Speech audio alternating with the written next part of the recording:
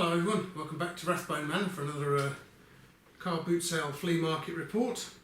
Got some interesting stuff again today. Didn't get a lot, there wasn't a lot there to get, but I don't know if you guys have got it, but it's been really hot here for the last few days. It's going to be even hotter tomorrow and Tuesday, I believe, so never mind, hey. Anyway, let's bring the camera down here, take a look. Okay then, so we've got a few tools and a few little toys here. This is not from the car boot sale. In fact, let's start with this, shall we? Okay, so Mrs. Rathbone brought this home for me from the charity shop last week. Wooden pop gun. So I'll be probably taking a look at this in a future video, maybe, perhaps, if you're interested, guys. Just an old fashioned wooden pop gun there. Okay, so I picked this up from a stall where they had quite a few Nerf bits and pieces, and it cost me 50p. What we have here is a Nerf RDS, and for those of you who don't know, who are completely out of touch with such things, it's a red dot sight, hence RDS. These things are mounted on firearms quite a lot these days, because it's just the way of doing things. You normally have a little red dot in there, so you put the red dot on the target and pull the trigger. I think this one has an emitter in here of some description or another, but needs a new battery by the looks of it. I think the battery goes in here, and basically this attaches to a Nerf gun, as you see here. And I've asked my son if he would like this, and he said yes, so he's going to have that for his collection of Nerf guns then. It's got Nerf on it just there. So there we go, a Nerf RDS. And I've got these two pliers from a stall run by a couple, and they wanted 50p each for their tools, so I had a look round and I came up with these fellas right here. What do we have here then? Well, it would seem that we have Elliot Lucas, military issue from 1944, and looking at the arrow there, it's not got another one stamped on top of it, so it's not been sold out of service. This one was just taken along. What do we have here then? We've got some kind of almost duckbill pliers here. Don't seem to be in too bad a condition. They might be a little bit loose, but not too bad at all really when you look at them. Could have been cleaned up a little bit better, but obviously during that time they weren't spending a lot of time cleaning much up, I wouldn't have thought. Just enough to get it into working condition. So they're not too bad, are they? Quite like those. Not bad for 50p. And of course I have to pick up slip joint pliers at the moment this year for some reason or another. Can't find any footprint wrenches. Well, I did find one today, but it was just an average 9-inch, so I didn't bother with it. But this is quite a nice pair of slip joint pliers, as you can see. What have we got here then? Fuller drop forged. Got a little bit of embellishment to the handles there. And we've got Japan inside the handles, look, so be quite a nice pair of pliers here. What's the cutters have got a bit of a gap in there, so they're not going to cut stranded cable too well, I wouldn't have thought. We can give them a go if you want, guys. So here we go. Let's try this stuff first. Stranded, tri-rated.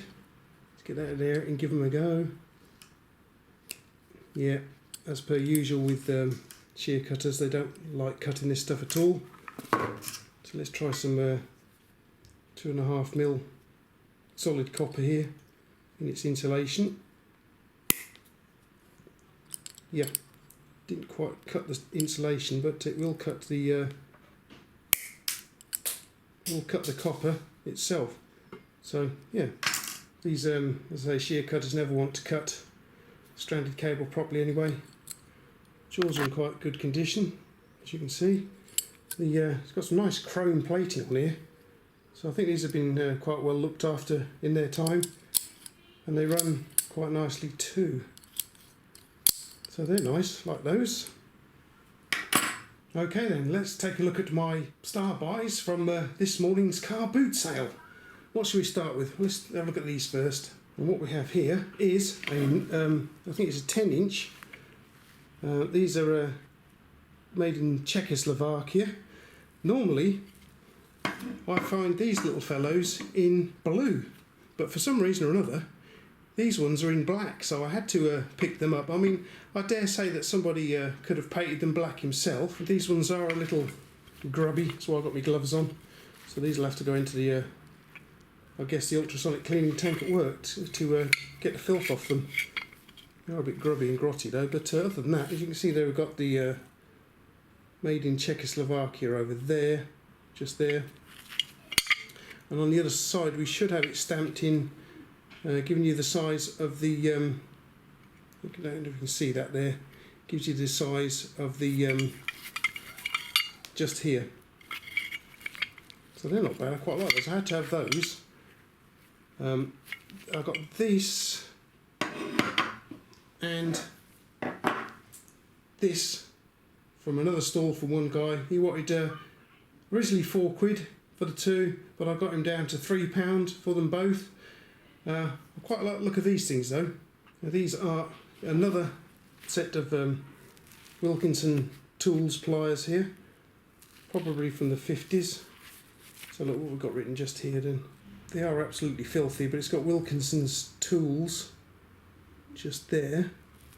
We've also got something on the other side, but I can't quite make that one out.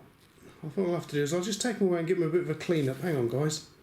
Okay, as you can see, a right load of filth came off them. Also gave them a little bit of a wire brushing up. Let's have a look now. What can we see? Wilkinson's tools. That looks like maybe limited to me. Can we see what we've got on the other side now though? Not really. I'll have to get a photograph and see if it photographs a bit better. But yeah, quite a nice pair of pliers. These should clean up quite nicely, I think. I don't know what the cuttings are like, but the jaws appear to be in fairly good condition. I think they might have a bit of a... Where's that cable? Alright, let's try the 2.5mm twin and earth in there, shall we? So we can chop a lump of that off. Cool, wow. Now they're a bit blunt, they don't want to cut that too well. What a mess they made of that. Not very sharp then. So let's try the multi-stranded tri-rated. Huh. Not too bad at cutting that then. These are definitely a candidate for the ultrasonic cleaning tank at work, aren't they? Because they're absolutely disgusting. Oh, yuck. I think my top pick of the day, I've got this pair of Secateurs here from my favourite tool stall. They cost me £1. But just look at the way these things have been made, guys. Look at this. I think that's fantastic myself. Really nice, look at that. Got a little safety on there to keep them closed, but they're a little bit stiff. I think they're going to be in the ultrasonic cleaning tank and they need de-rusting as well. What they cut like, I don't know. But I do like this, I was really taken with this design here. All one piece. Very nice. Quite like that. Very nice indeed. Yeah, what do you guys think of these things then? They do actually have a number of some description here, which looks like number 5 something or other. Let me just give them a wire brush. Well, that's a shame, it's not quite been stamped properly, but it looks like number 5, 7, maybe 6, 3, 1 something or other, 313 maybe. Job to tell, isn't it? Because it's you know, not been stamped in there properly. Yeah, I do like those. They're the most interesting set of Secateurs I've ever seen. I don't normally, well, I wouldn't buy Secateurs to be honest with you, but looking at these, aren't they cool? They really are nice. I like those a lot. Yeah, I think they're my definitely my top pick of the day. They definitely need oiling, cleaning up and oiling, but yeah, very nice indeed. If I could find a chunk of branch somewhere we could chop with it. So it was off out to the hedge.